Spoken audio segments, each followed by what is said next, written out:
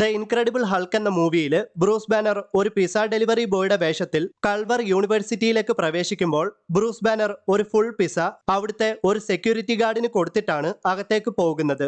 ഇവിടെ ആ സെക്യൂരിറ്റി ഗാർഡായിട്ട് വേഷമിട്ട ആക്ടറിനെ ഒട്ടുമിക്ക മാർവൽ ഫാൻസിനും അറിയാം.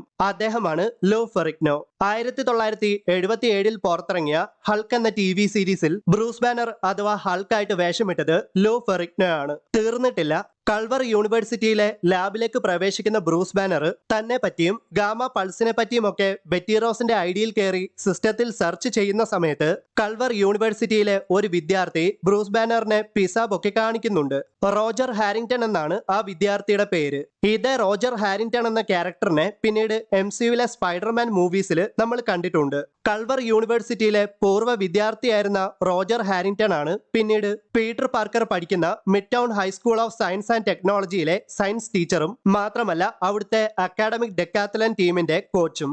MCUവിലെ മൂവീസ് ഒക്കെ വെറുതെ അങ്ങ് കണ്ടുപോകുന്നവർ ഒരുപക്ഷെ ഇതൊന്നും ശ്രദ്ധിക്കണമെന്നില്ല. എന്തായാലും അങ്ങനെയുള്ളവർക്ക് ഈ വീഡിയോ ഉപകാരമാകുമെന്ന് ഞാൻ വിശ്വസിക്കുന്നു.